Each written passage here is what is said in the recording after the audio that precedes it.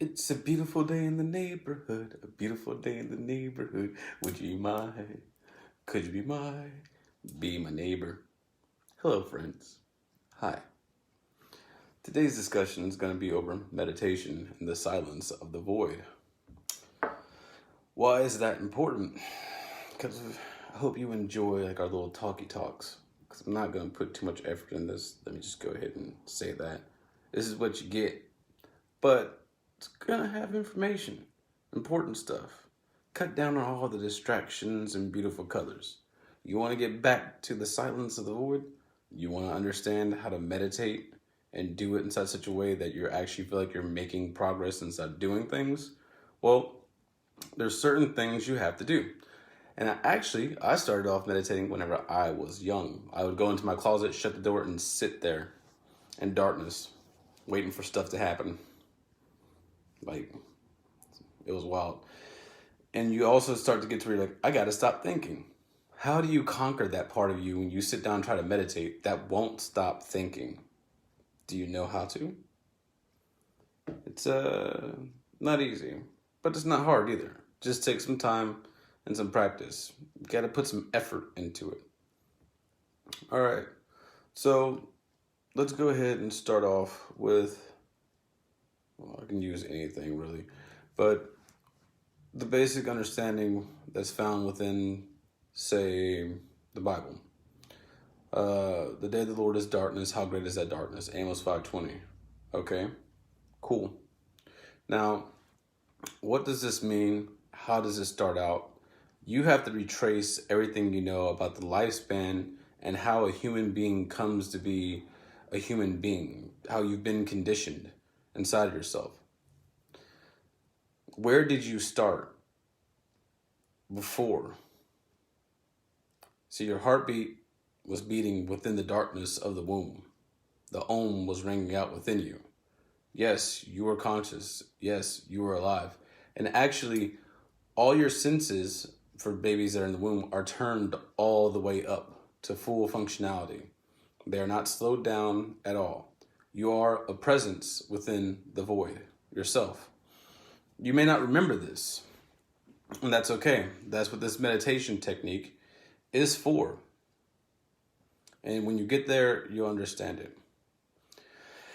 What you want to do, you want to go ahead and find somewhere dark. Even if it's not dark, you can just sit here and close your eyes. You're still going to have that extra light filtering in. The darker, the better, typically. But it doesn't really matter because you're in the darkness.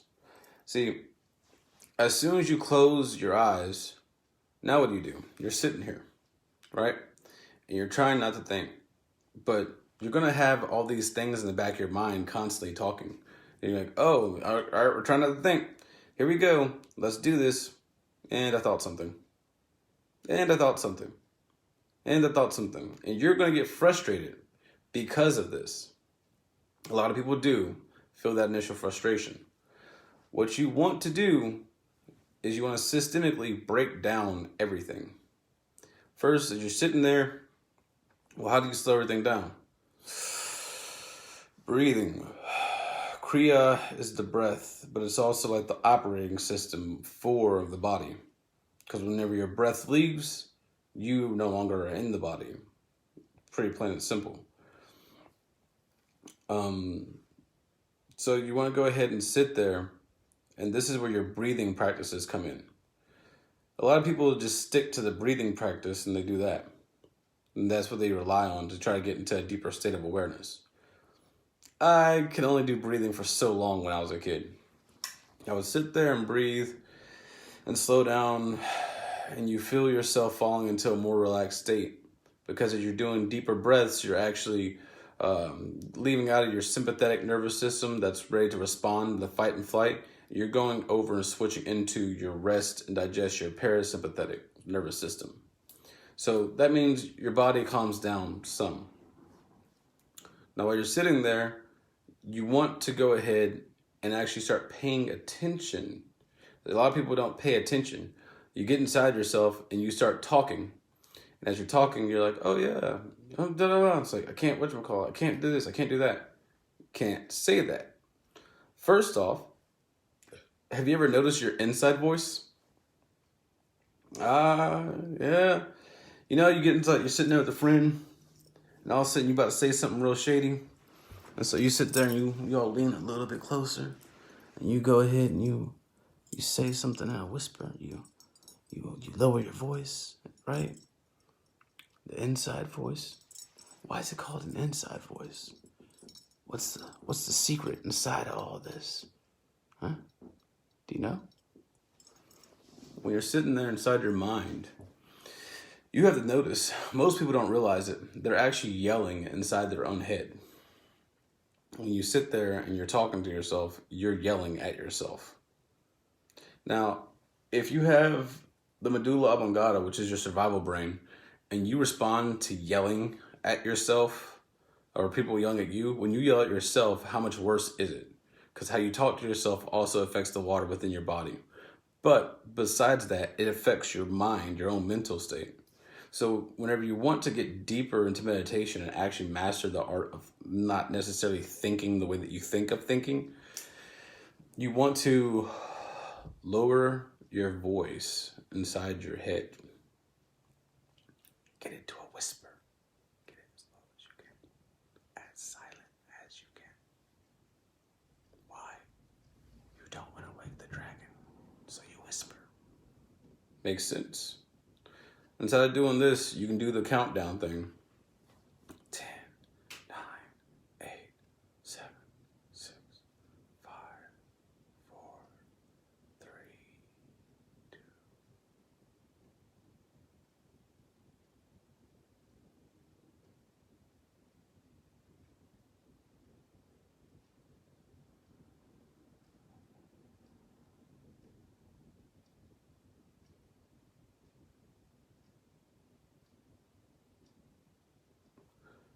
When I do the countdown, I start off a little heavy, bring that excitement into it, but then I come down. And as I come down, I end up going to where I elongate and make longer the numbers as I'm going into it. And then I just let go. And when I let go, I become present right here, right now, where I am. The sounds, the everything, just letting myself be and exist there. Now, as you do this and you sit there for long enough, when I was younger, I would start to feel my body slip away. And it works especially better whenever you're in like a room, like you go into your closet, close a door, stick your blankets underneath the door, make sure it's light proof. You don't want any light to get in.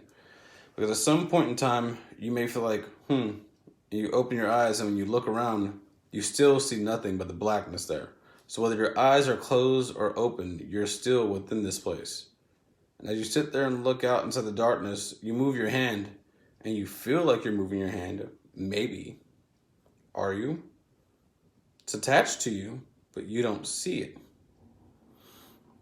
And it's the same point of how I tell people, do those few curls, and then you sit there and think about moving your arm and where you want to move it. And when you think about that, you can feel your arm moving to that position. You're just not letting your arm go there. And once you start to really get into that sensation, especially when you're in the darkness, you can sit there and you can feel your arm move, but your body won't move at all. It's your energy body starting to move within that area. And this is where you start to separate yourself from the physicality of your life to actually going back into your own energy state and understanding that you are that energy within you. But sitting there into the darkness, it will start to remind you of the womb. Your body falls away and you're just the awareness within the darkness. This is where it comes down to the Upanishads, the Brihadaranyaka Upanishad, or the Forest of Wisdom. Chapter 4 within it states, Yagnavalkya, what is the light of man? The sun is our light, for by that light we sit, work, go out, and come back. Janaka, when the sun sets, what is the light of man? Yagnavalkya, the moon is our light, for by that light we sit, work, go out, and come back. When the sun, Janaka, when the sun sets, Yagnavalkya, and the moon sets, what is the light of man? Yagnavalkya. Fire is our light, for by that we sit, work, go out, and come back. When the sun sets, Yagnavalkya, and the moon sets, and the fire goes out, what is the light of man? Then speech is our light, for by that we sit, work, and go out, and come back. Even though we cannot see our own hand in the dark, we can hear what is said and move towards the person speaking. Janaka. When the sun sets, Yagnavalkya, and the moon sets, and the fire goes out, and no one speaks, what is the light of man? Yagnavalkya. The self is indeed the light of man, your majesty, for by that we sit, we work, go out, and come back. Janaka. Who is that self? Yagnavalkya. The self, pure awareness, shines as a light within the heart, surrounded by the senses, only seeming to think, seeming to move. The self neither sleeps, nor wakes, nor dreams. When the self takes on a body, he seems to assume the body's frailties and limitations, but when he sheds the body at the time of death, the self leaves all these behind. The human being has two states of consciousness, one in this world and the other in the next, but there's a third state between them, not unlike the world of dreams in which we are aware of both worlds, with their sorrows and their joys. When a person dies, it is only the physical body that dies. The person lives on in a non-physical manner, which carries the impressions of his past life, and these impressions that determine his next life. In this intermediate state, he makes and dissolves impressions by the light of the self. In that third state of consciousness, there are no chariots, no horses drawing them on roads, or roads on which does he travel. But he makes up his own chariots, horses, and roads. In that state, there are no joys or pleasures, but he makes up his own joys and pleasures. In that state, there are no lotus ponds, no lakes, no rivers, but he makes up his own lotus ponds, lakes, and rivers. It is he who makes up all these things from impressions of his past or waking life. It is said of these states of consciousness that in the dreaming state, when one is sleeping, the shining self who never dreams is ever awake, watches by his own light the dreams woven out of past deeds and present desires. In the dreaming state, when one is sleeping, the shining self keeps the body alive with the vital force of prana and wanders wherever he will. In the dreaming state, when one is sleeping, the shining self assumes many forms and eats with friends, indulges in sex, and sees fearsome spectacles.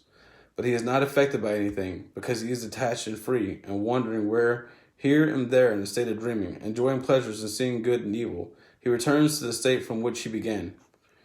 As a great fish swims between the banks of a river as it likes, so does the shining self move between the states of dreaming and waking.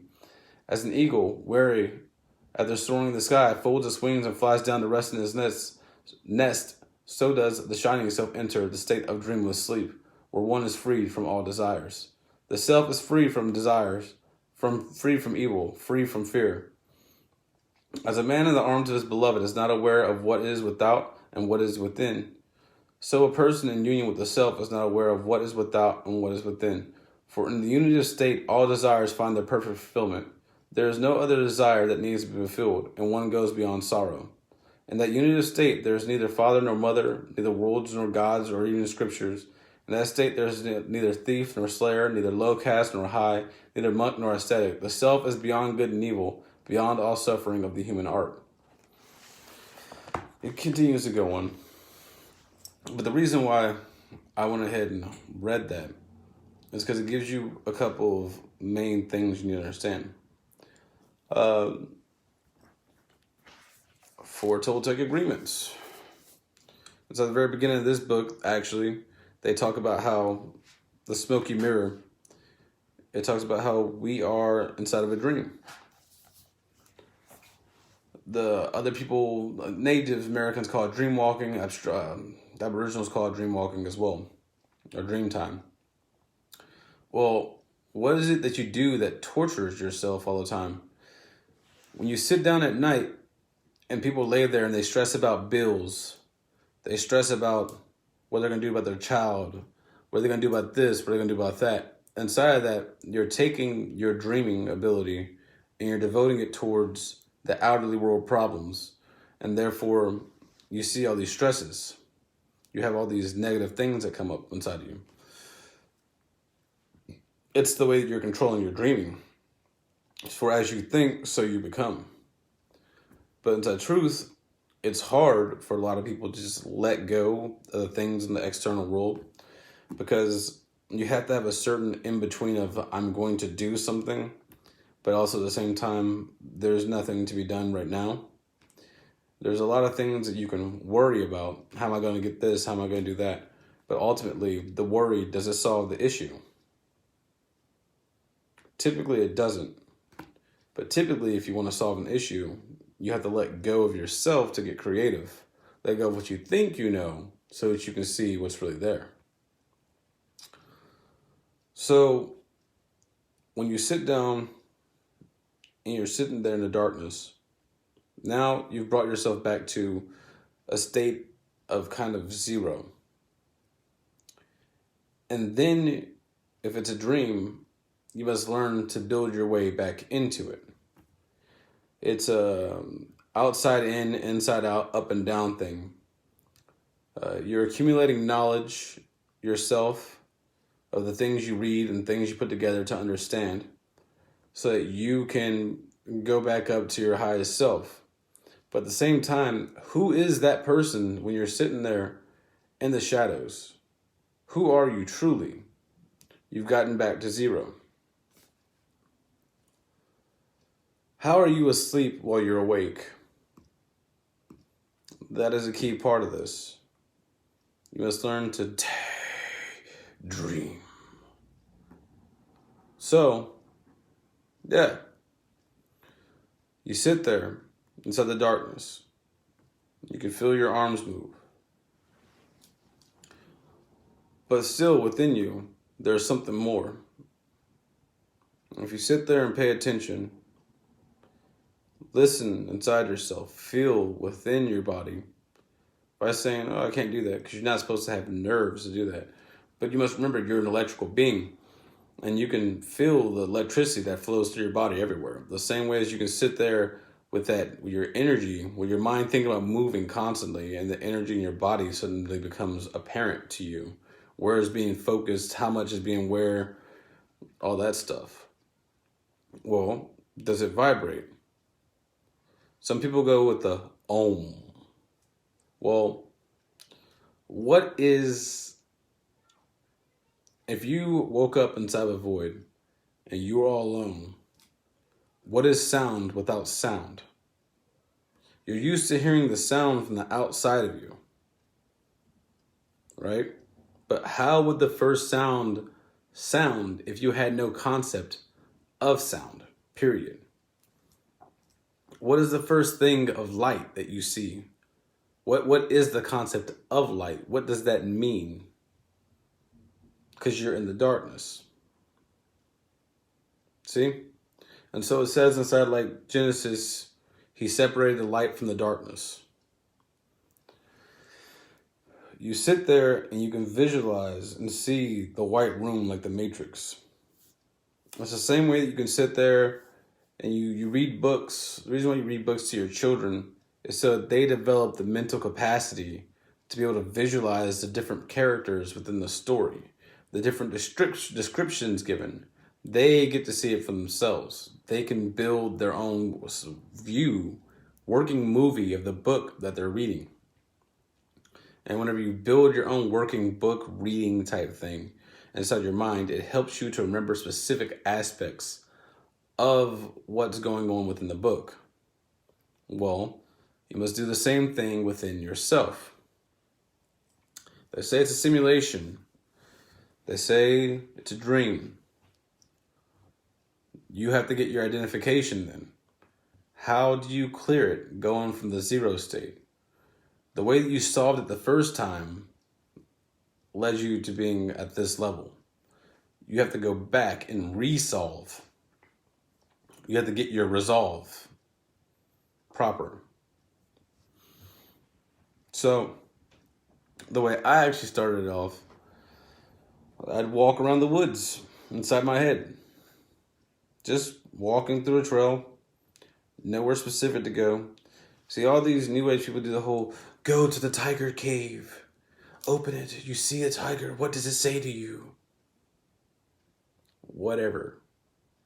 I don't care what your tiger says to say to me. I don't care what your things are.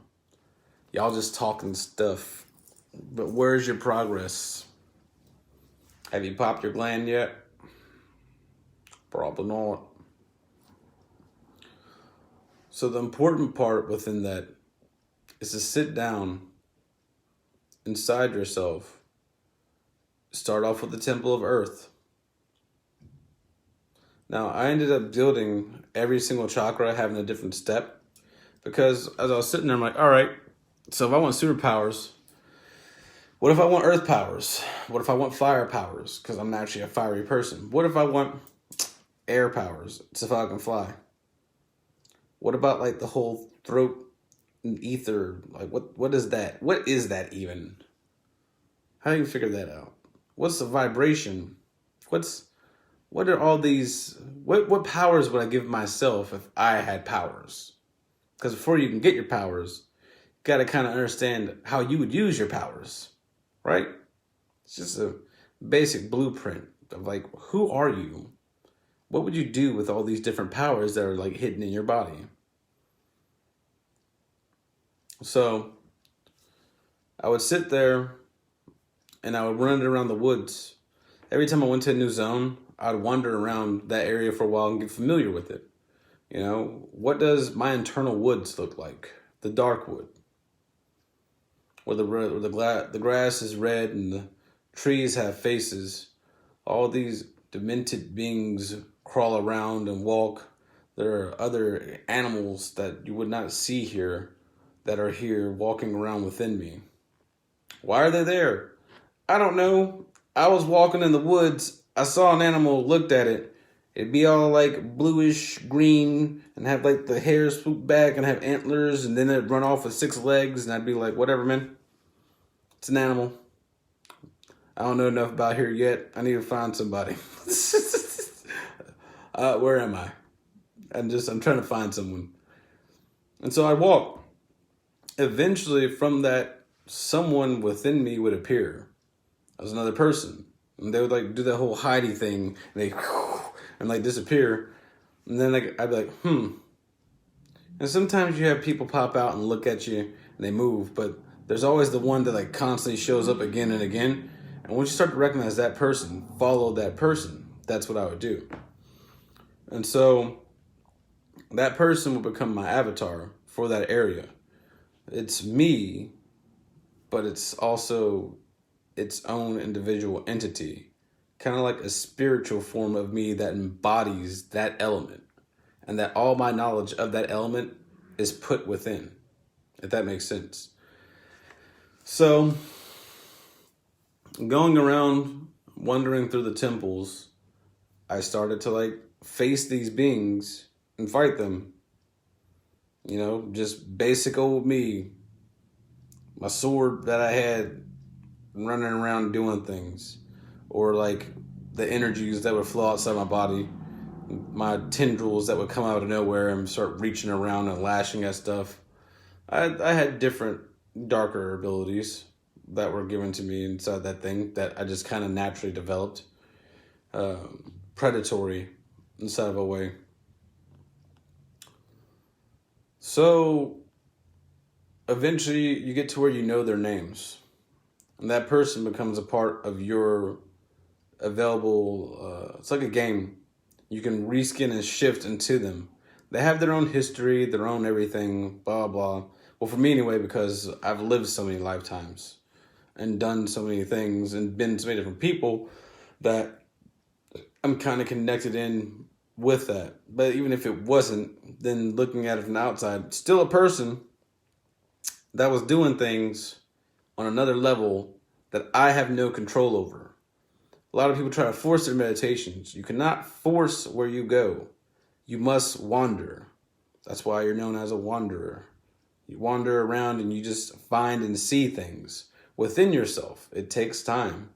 Now, the funny part is you're actually wandering around a part of the spirit world. When I was a kid, I used to actually I'd have a dream thing and I would go to a place together with my friends. And I had a dream one night where I was sitting there at the bar and some dude came up from behind and put his hand on my shoulder, which I don't ever look like this. This isn't really my face. This is just for this body, whatever. And I would sit there and I looked up and I pulled a sword from out the back of my back. Like it literally pulled out of my flesh and I turned around and cleaved him in half. and then like put it back in and let it reabsorb back into my body and shift back down into me. And that was it.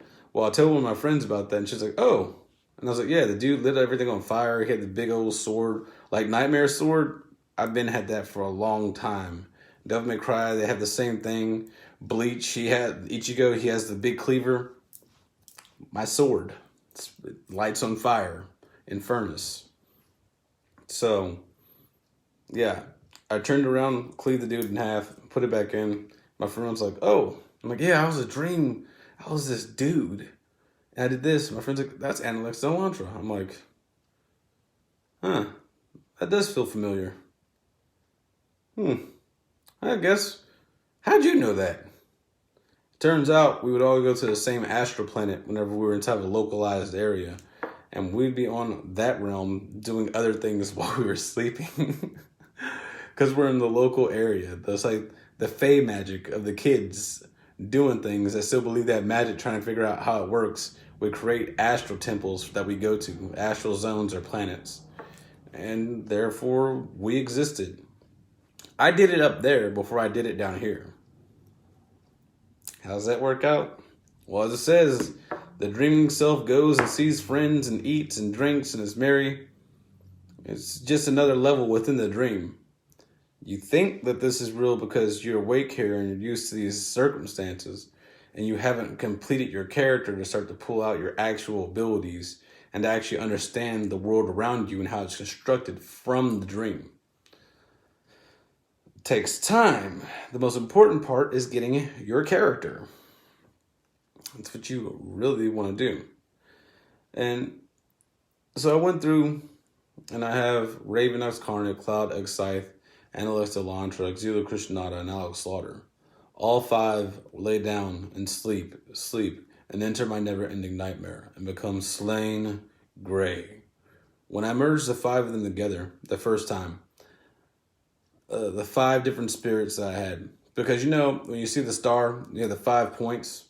So me, I'm like 13 at the time, and I'm like, man, okay, so 5 points, 5 elements, basic.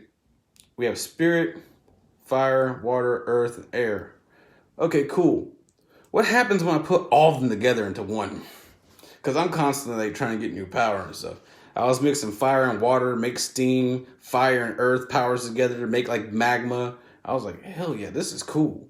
You just mix stuff, mix and match, making different things. Water and wind to make like storm powers. I was all over the place as a kid when I was like sitting around like meditating. I was trying to figure out, well, how do you make different powers appear? What are the elemental concoctions that go together?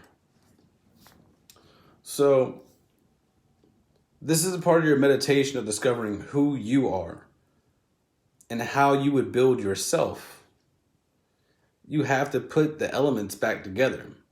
So inside of that, I merged all 5 back together to make a 6th, which was Slain Gray. Most people know me as Gray.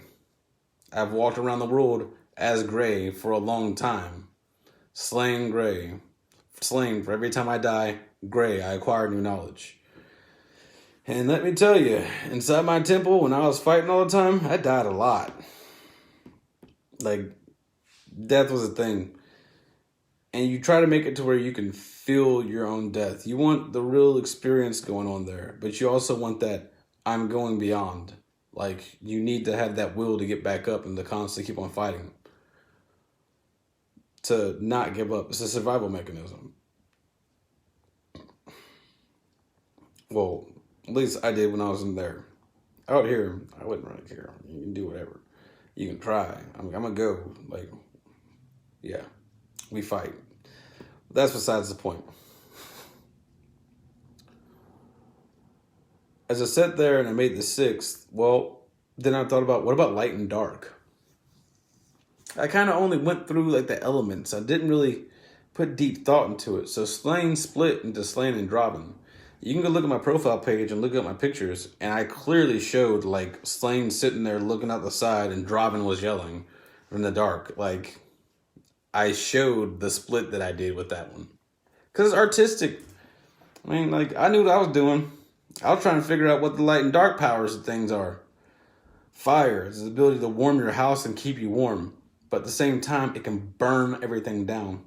Water, you need it for life to drink, but it'll drown you. Air, it's important for you to breathe, but when it's gone, it will suffocate you. Or if it's too much of it flowing in your face when you're running, a constant blast, you can't breathe in. Forces your lungs all the way open, but you're not getting anything out. And so it can suffocate you. Earth, it can grow your plants, but it also can roll down a hill and crush you. And your own spirit, when your heart breaks, the cordia tendae can actually start breaking off, and you can actually have a heart attack from that, irregular heartbeat from having your heart broken too much. So all these different elements do come together, and they have effects within you, inside your body. You have to understand what these effects are. If you're really going to do meditation, you have to sit down and sort it out within yourself first. Now, while you're doing this, you're building this world within you. You're seeing who you are, these different zones according to your chakra. You can sit there, and the easiest way to do it, go ahead and if you want to go Earth Temple or build that whole area out, you want to feel that energy within your body, well, then you're going to kind of pinch it off-ish and then relax a little bit. And you're going to feel a tingle at the base of your spine. A Kegel, if you do a Kegel, pull it in on the bottom of your abs, like you're trying to stop your pee. And then relax it a little bit, and you'll feel a pressure form in the back of your spine. Again, or in the front. There's different chakras that develop. Also, you can breathe out, breathe all the way in, and then lock it. And then relax just a little bit, and you'll feel that heat on the back of your spine. Your heart, roll your chest back. Feel a time when you might have been loved, or just something that you did care about, something. Somewhere in there, or even hatred.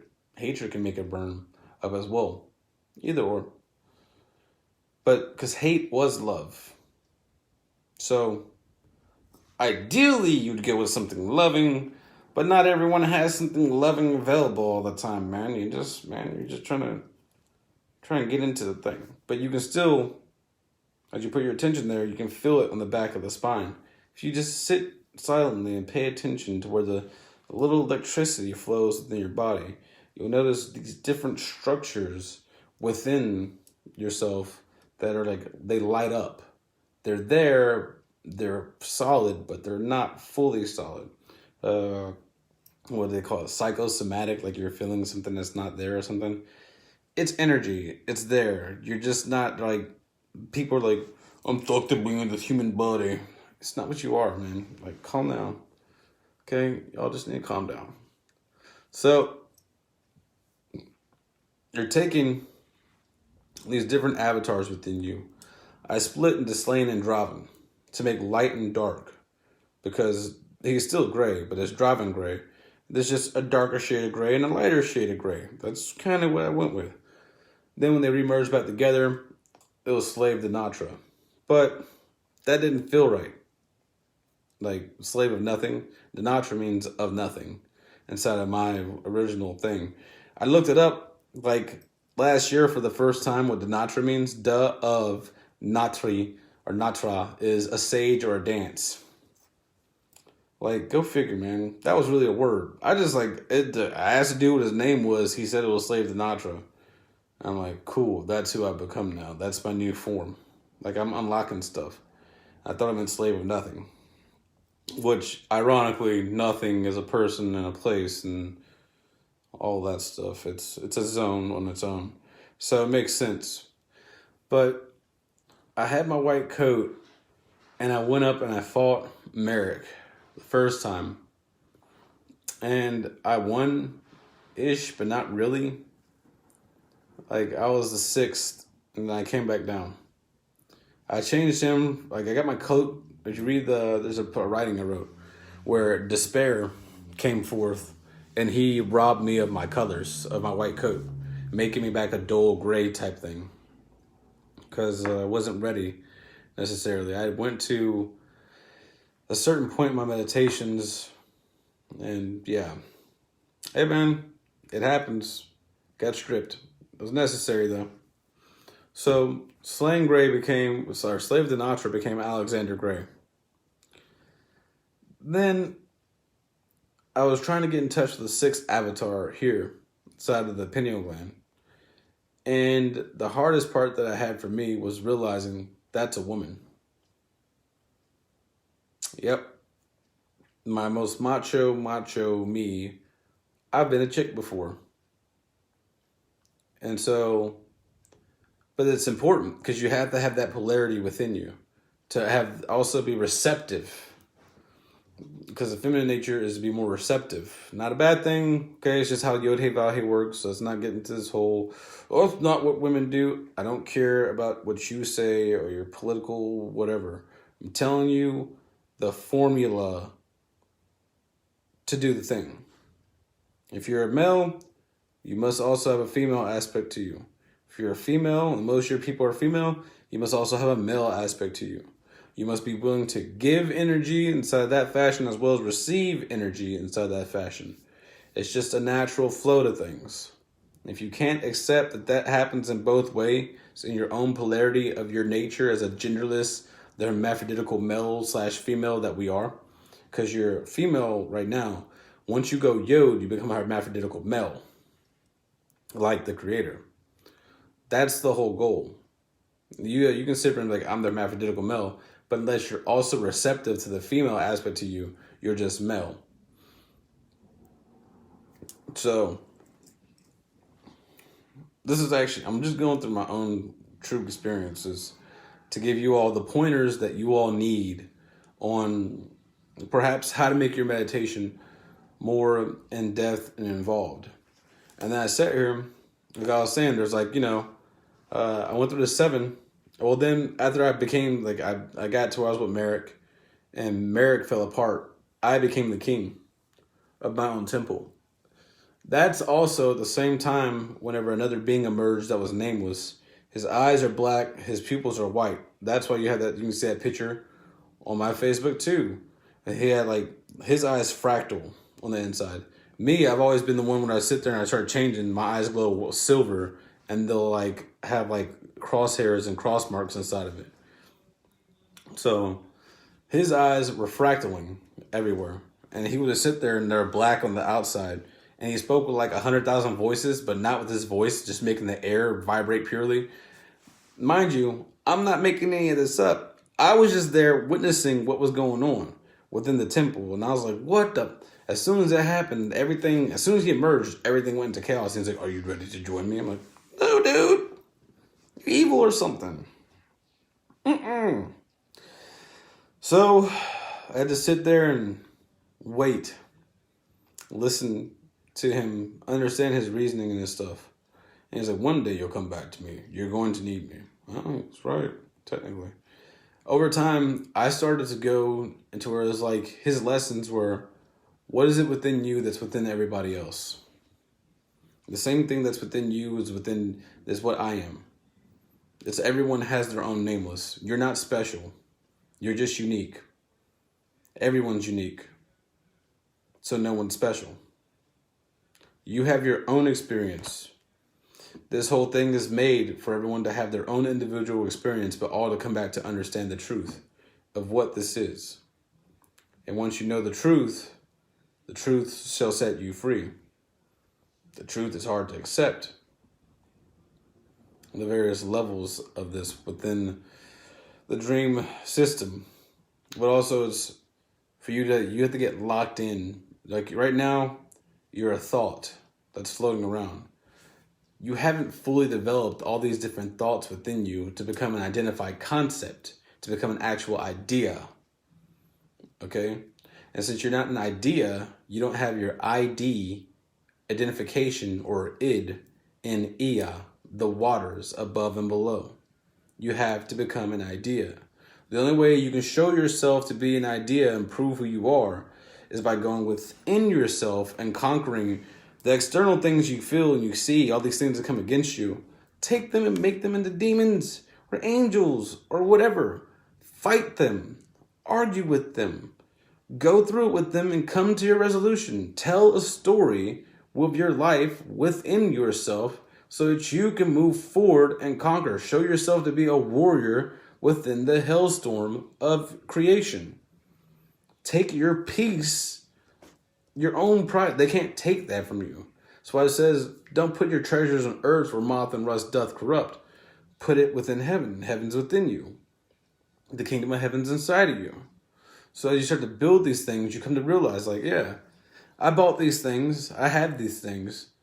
But what's the point of having these things? Because they're just going to go away. I had plenty of things. I got robbed. Someone I loved didn't love me back. There's all these things that I tried to own, but they never actually belonged to me. And that's where, like, inside the dream, you go and you dream and you do all kinds of things with people. And when you're doing those things with people, you're having everything you could ever want. But still, what's the point? You can sit here and have everything you want. What is the point of all of it? What does it mean? Just because you can have everything, what does anything mean when you can have everything? So these are things that you have to start working out. But as I was inside my temple and I was fighting these demons and these angels, demons are cocky. They're all about showing power, demonstrations. And every angel I came across, for the most part, not all of them, there's exceptions, they were like stuck up, arrogant people that always looked down on everyone. And so you know what I did to them? Take them down and rip their wings off too. I fought angels. I fought demons. I fought everybody. Why? Why are you showing up in my temple? It's like you're playing Dark Souls. The world invasion type thing. You can be sitting down, walking around inside yourself, and all of a sudden this other thing comes in there, and you're like, what is this doing there? And you have to fight it off. It's your temple. It's your space. You have to show you own your space. You're proving yourself. Now, the nameless chakra is up here. And then it goes beyond to the next level. I knew all this stuff as a kid. Teenager to young adult. Did all my work. But I never had any of the spiritual teachings because I was always like, the Bible, this, that. That's all stupid. They're all dumb. Right? Didn't realize that the key thing was love. This all came forth from love. And that I had to come to learn that love myself. Even if I felt like I wasn't shown the love I deserve, that's fine. What is it to me to be loving? What is it to me to care? What are the things I actually care about truly? Inside of that, when I was sitting there, now that I've come back and went to read, because the first thing I read when I started my journey was the Bhagavad Gita. Now, this comes from chapter 7. And this is just how crazy this is. That, like, I did all this stuff before I ever read any of this stuff. And I didn't realize what I was reading while I was doing it. Krishna, with your mind intent on me, Arjuna, discipline yourself with the practice of yoga. Depend on me completely. Listen, and I will dispel all your doubts. You will come to me. You will come to know me fully and be united with me. I will give you both jnana and vijnana.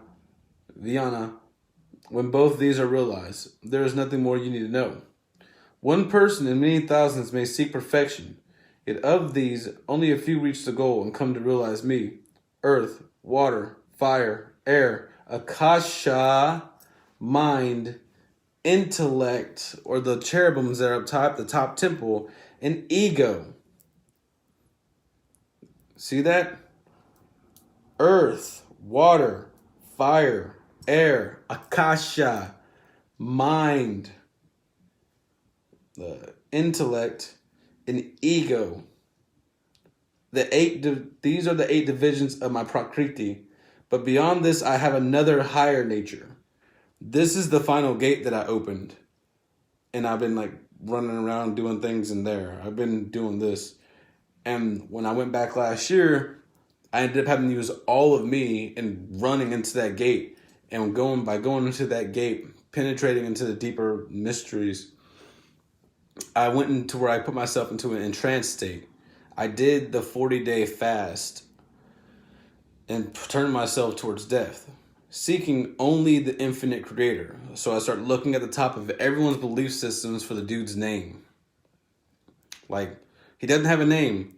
I realized, but they all had like different beings. This one being at the top that kind of was unborn, always existed, came into being,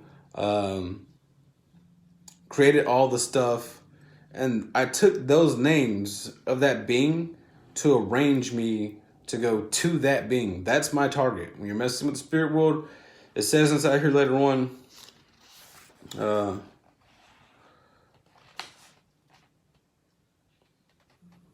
that a person, those who seek the gods go to the gods. Those who seek me go to me. So I specified who it was that I was seeking with that action, because I was actually inside turmoil and my energy had finally built up to a state where all my thoughts are starting to carry weight and my whole body was heating up.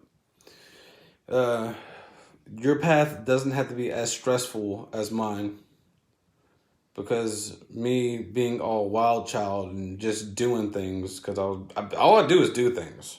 If you ask people, and people tell me, like, I'm a dude doing things. That's all I am. Either way, it sounds really simple, but you have to actually be there. While you're sitting there and you're doing the things there, you're there. This external world is nothing more but a dream world. You're flipping your understanding from this outside, from day to the dream within. You get past the mirror, and you can be dreaming inside. But then it comes a point, like it says, the third state, where you're not exactly here or here, but you're in between the two worlds. And it's like the being within me that was there at the very top. Something ancient was staring out for me. Something of the oldest of old was sitting there. And I was also one with it, but I'm also my own individual character. I have my own name, which is his face within me. And even if you have my name, nothing can harm me, because whatever, like, I'm with a dude, things are going to get whatever. My point is to be a teacher and give you all the understanding of the yoga to do that. So, going from the very beginning, sit in the darkness for a while, learn to whisper inside your mind, then allow your mind to wander. Just pay attention to where it goes. Whatever sights you see them. You're not trying to force anything. This is how you receive visions. Literally, like, if you sit there and just let it go and just be aware while you're like sitting there, it'll start showing you things. And I've had it times whenever, like, I'm sitting there and all of a sudden it's like, and I hear like a whisper and it says like, go talk to so-and-so. And I'll go talk to so-and-so and they'll be on the verge of like killing themselves. By me showing up and teaching them like the knowledge I know, I bring them from their death inside that life and actually really close to actually killing themselves, to rebirthing them to see that there's something different inside them that they need to develop. That's why I'm a death sage. Those who are living, I help bring to life. Those who are dead, I wander the world and clear out that stuff as well. I do all kinds of different things within my meditations, where you may think that I'm not actually doing anything. I'm doing a lot of stuff. There's one meditation that I'll give you for this like little thing, for you to learn how to hold things within your attention. Like how you sit there and look at a candle flame and you just watch it. For this, you want to sit here. You're going to sit there with your eyes open just for a little bit and not think. The master, the thought, the action of not thinking, it's hard right now, but eventually you get to where you're just there. It's like you're staring off into space and you really have nothing going on. That's exactly what you're doing. You're staring off into all the space, not just outside, but also inside. You can sit here for a while. Now, close your eyes. Shift. Open them. Inside your mind, keep a picture of what you were just seeing, that straight lace area. But also keep your eyes going straight forward and hold this part into your attention. Close your eyes. Shift. Open them. Hold all three states inside your mind. From the front, to the back, to the side, to the side. Close your eyes. Turn your head. Open it. Look and keep your front three, but also keep your fourth one right here. Your next state of vision. Close your eyes. Turn your head. And look. Keep that inside your mind while holding all four of them there. And then turn back and open your eyes dead center while holding the whole map out that you just put out. You can do this with your attention if you're focused on your visualization and keeping everything the way that you saw it as. And as you hold that there, you'll be able to open like many more eyes, many different views and visions. Now the thing is, as you're sitting there and you're looking at all these things, these different images in your head, who is it that's observing these various screens within the shadow?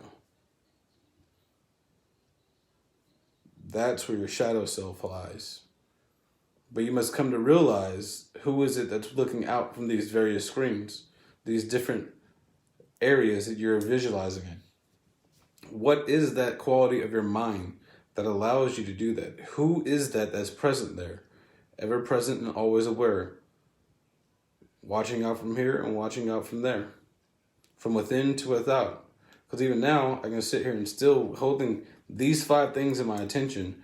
I'm sitting on my throne inside my temple. While I'm still sitting here too.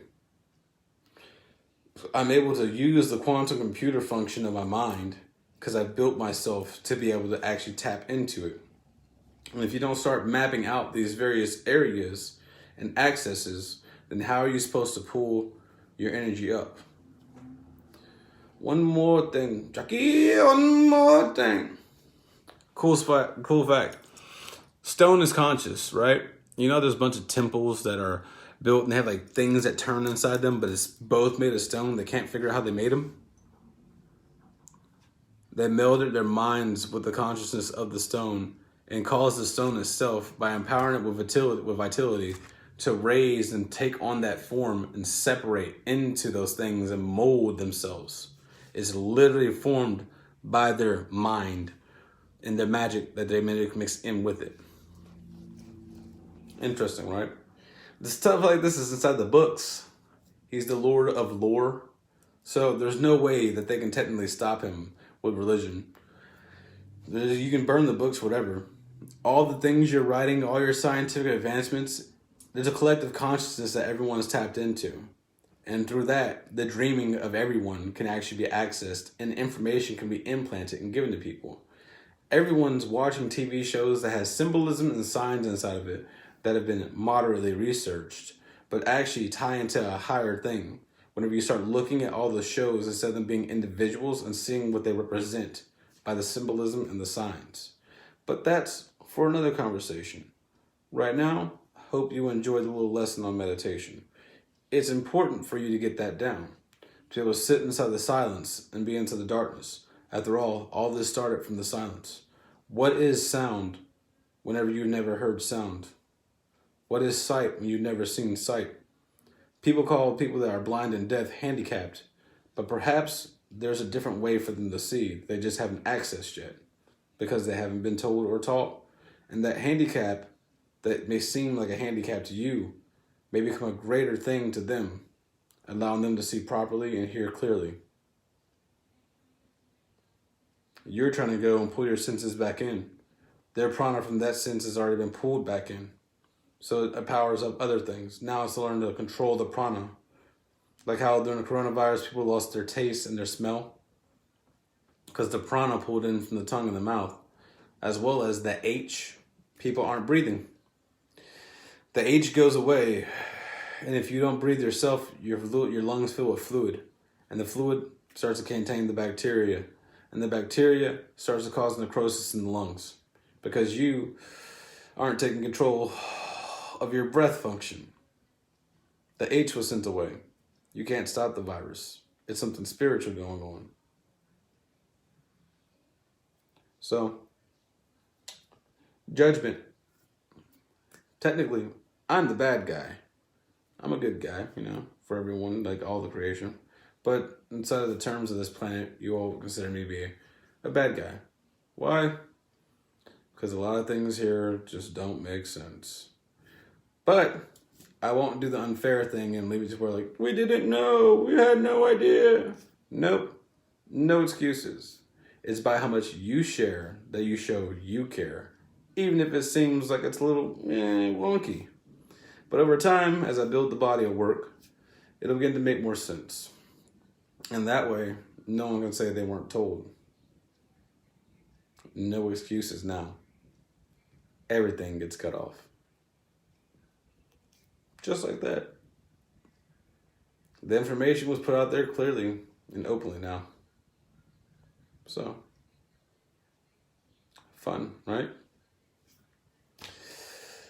Until the next time, practice the meditations. You'll find it useful, especially once you start getting into like the whole, you can feel your energy in your body. As you can feel your energy in your body, your mudras start to become more important, because then you can actually feel the energy changes courses and direction and take on different qualities. You can seek out the qualities it's supposed to be, and it allows you to access more of the system that's already laid out there for you to better control it. But these are just mappings if you really think about it, like a computer. You can kind of switch them around and make your own thing. Hey, some things are more congruent with other things, but whatever, you never know. That's how you perceive the thing. I guess we'll get into runes and conversations like that in another conversation. A lot of things I'd like to tell you all, but just giving it out. And so the timer clicks down. The beautiful narration. Right here before everyone, everything's revealed. The prestige. Woo. Until next time.